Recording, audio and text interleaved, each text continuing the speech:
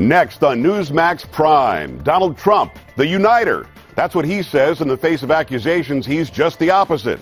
The leading GOP candidate is not holding back on the Clintons, Chris Christie, and more. Plus, the Windy City has lost faith in Rahm Emanuel. So the mayor decided it was time for a tropical vacation. What was he thinking?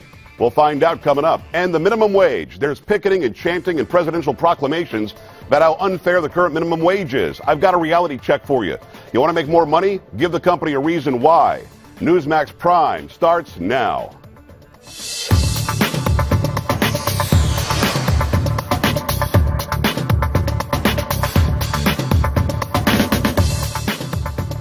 Good evening and welcome to Newsmax Prime. I'm Joe Pags in for J.D. Hayworth. Great to have you with us. Of prime interest tonight, Donald Trump on the offensive, unfiltered in New Hampshire.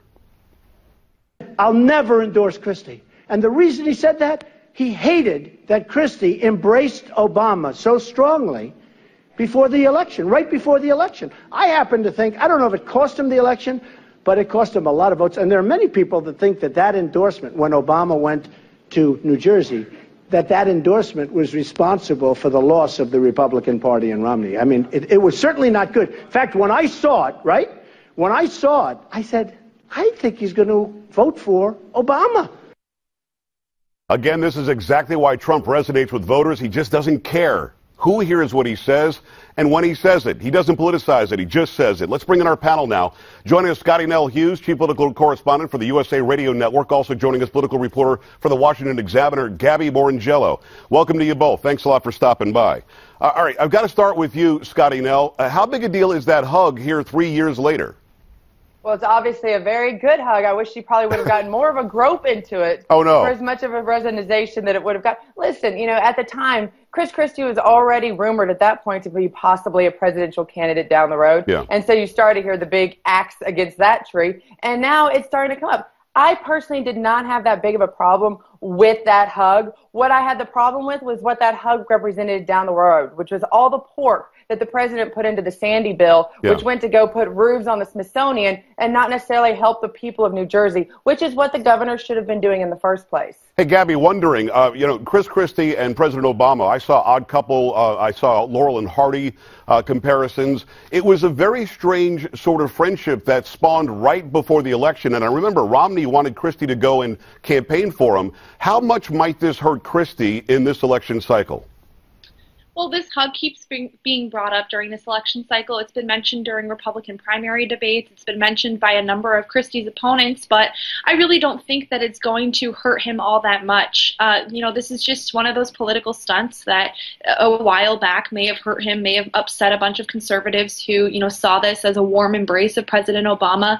But really, the nation is so focused right now on national security and on the issues that Chris Christie is bringing up and has really made central to his campaign, that a hug with President Obama or a warm embrace with President Obama isn't going to do much to derail a presidential campaign at this point. All right, there's also Bridgegate, and Donald Trump is not afraid to identify where your weakness is and go after it. Here's what he had to say about the George Washington Bridge situation. It's ridiculous to back Chris because I know Chris very well. Look, his state is number 50 out of 50 economically. It's it's the worst state in the union in terms of economics. His taxes are high. He's had at least 9 downgrades of his bonds. The George Washington Bridge, it's impossible to believe he didn't know about it. His top aides knew about it. So if he didn't know about it, that's very bad management. And if he did know about it, it's a real problem. It's a bigger problem. But how could they close down the largest bridge and most traveled bridge in the United States and he doesn't know about it? The only person to bring up Bridgegate, if you will, Scottie Nell, in the debate was Rand Paul. Rand Paul brought it up, and Chris Christie, in his response, completely ignored the reference. Is this a problem for Christie? A problem. If it's not something that the Republican presidential candidates bring up, I guarantee the Democrat will, because this was a huge controversy. When America is so anti-government, anti-bureaucracy, when most voters, that's what we're looking to get rid of, Chris Christie represents that. His administration represents the good old boy system at its best. And so I think it's going to be a huge deal, even if it's not necessarily for the primary. If he survives the primary, I guarantee Hillary Clinton will already have a commercial ready to go the day he's nominated. Why bring up the bridge now, Gabby? Why bring up the 50th? New Jersey's the 50th state out of 50. Why go after Chris Christie? I mean, from my vantage point, I don't see Christie as any competition for Trump right now in the race. Why is he the whipping boy today? Well, Christie is currently rising in a number of national polls, and he's also up to second place in some polls in New Hampshire. And that's a state where Donald Trump does have a significant ground operation where he is competing for that top spot in the primary. So, Christie has risen to become a threat to Donald Trump. He may not be anywhere near him in national polls, but he's certainly rising. And I think the Bridgegate scandal is the one thing that a number of voters, Republican voters, Democratic voters, independents, remember Christie by. And it's something that Trump can use and that he can leverage to point out that, as Scottie mentioned, this is something that promoted big government. It was a scandal. It's something that he may have been cleared for by a Democratic state legislature, but he has yet to answer a number of questions about the Bridgegate scandal, and he would certainly have to in a general election. So I definitely think that it's smart on Donald Trump's part to bring this up and rehash this, and we'll see if he continues to do so, if Christie rises even further. Well, many times it's a big-time negative when candidates go after each other like this, but with Donald Trump, he seems to be Teflon. He goes after somebody. And Scottie Nell, I mean, what is it about him? Is it the fact that we know he's going to be from the hip, the fact that he was a reality star, the fact that he is sort of Teflon and doesn't care, and that he's got $10 billion, he's going to have that whether he wins or not? I mean, he's got that air about him that I'm not going to be careful. I'm just going to go ahead and do what I'm going to do. No, he's consistent about it. He's an equal opportunity offender, aka equal opportunity truth teller, whichever way you're looking at it. And so I think if he was to show weakness, if he was to go back and apologize, that right there would be the biggest hit to his polls, because people would think he wasn't strong. Now, as for him actually being a threat in New Hampshire, that's kind of a stretch. But what you're seeing right now, what these different candidates are doing, you've got Cruz in Iowa, you have Christie in New Hampshire, you have Marco now focusing on South Carolina. Mr. Trump is basically looking at him going, you know what, I'm just going to eliminate all of you guys so I can focus on who I ultimately know I'm going to have to focus on, Hillary Clinton. Eagles don't hunt flies, and he's ready to clear out the flies amongst the presidential candidates right now. All right, Donald Trump held no punches. He held them no punches back, that is, when it came to the biggest newspaper in New Hampshire, the New Hampshire Union leader, for endorsing Chris Christie. Let's take a listen to that. It's Joe McQuaid. He's a real lowlife. There's no question about it. And then on top of that, he does this. And I knew he'd do it because I didn't do his debate. So he goes after Joe McQuaid. He's the publisher. He calls him a lowlife.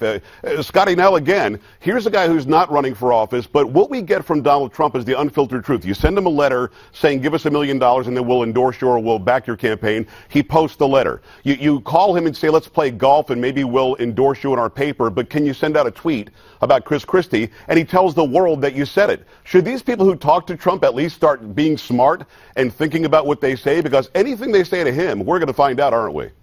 Absolutely. And that's exactly what needs to happen. Transparency is what we want in our government today. So, of course, I think that's one of the major appeals about Mr. Trump right now is he is transparent. He is going to show the ludicrous behaviors that have been going on in government, in politics for the past few decades. So that, I think, is why people on both sides of the aisle find him to be refreshing. Now, the question is there ever going to be the reverse? Is someone going to get Mr. Trump on a comment? Well, they've even brought things up from the past and those haven't stuck because at the same time, he has consistently told what he believes. Whether you like it or not, you have trust in him. That's something the American people don't have right now. And by the way, we're not ignoring Gabby. We actually lost her hookup. If we can get her back, we'll get her back. Earlier today, Donald Trump was on the Today Show, by the way, discussing his success as a businessman and how it plays into his presidential bid. Let's hear that. I'm dubbed as a world-class businessman, which, frankly, that's what I am. And I got along with everybody. I got along with the Clintons. I got along with the Republicans, the Democrats, the liberals, the conservatives. That was my obligation. As a businessman, I had to get along with everybody, and I'll be able to do that as president. And that's interesting. We've got Gabby back now. Gabby, I think that you just heard what the soundbite was. He's a uniter. He's not a divider. And as divisive as people want to say Donald Trump is, every single time he says something, like we've been playing these soundbites throughout this interview, every single time he says something, he seems to bring more people to his side. So what is he? Is he a uniter? Is he a divider? Is he something in between? Well, it's interesting because Donald Trump has been able to draw support from registered Democrats, from independents, from moderate Republicans, conservative Republicans. I mean, if you go to his rallies, which I have many of them, and you speak to his supporters, there are plenty of people in the crowd who just in 2012 voted for Barack Obama or in 2008 voted for Barack Obama, right, who are lifelong Democrats and are attracted to Donald Trump and attracted to this demeanor and to his outspokenness and his willingness to, hit people where other candidates might avoid making these attacks and making these criticisms and pointing out certain policy ideas that may have been unpopular with conservatives, specifically on issues like immigration that he's made central to his campaign. So I definitely think that he is a uniter in that sense, and that he's able to attract voters from all sorts of all sides of the political spectrum. But at the same time, I mean, among some of these minorities, among some of the demographics like women, he certainly has to be careful with his rhetoric in order to not turn away these important voting blocs. Well, Scottie Nell, what about that? I mean, Hispanics supposedly don't like him, if you ask the Democrats. Women don't like him. Children don't like him. Old people don't like him. Everybody in between doesn't like him, and his numbers keep on going up. Is he, in fact, a uniter in your mind? Absolutely. And Gabby brought up a great point of if you look at the diversity at his rallies, because in the end, we all want, the people he's attracting are those that put the United States first. That's what he's uniting. He's uniting people who care for their family security and their pocketbook. And it doesn't matter whether you're a Republican or Democrat. Those are the two biggest priorities in people's minds. And Donald Trump shows strength in both. And so it doesn't matter whether you're black or white. That's been the problem, or male or female. That's the problem with the Republican Party. They go after these different demographics that, frankly, we're never going to get the majority of. We can't compete with the Democratic Party. But when you go and you sit there and you talk about the two things that unite them, which is keeping their family safe and making sure you can provide a decent living for them, it doesn't matter who you are, what you look like, what gender you are. That's their priority. And that is what the United States is all about.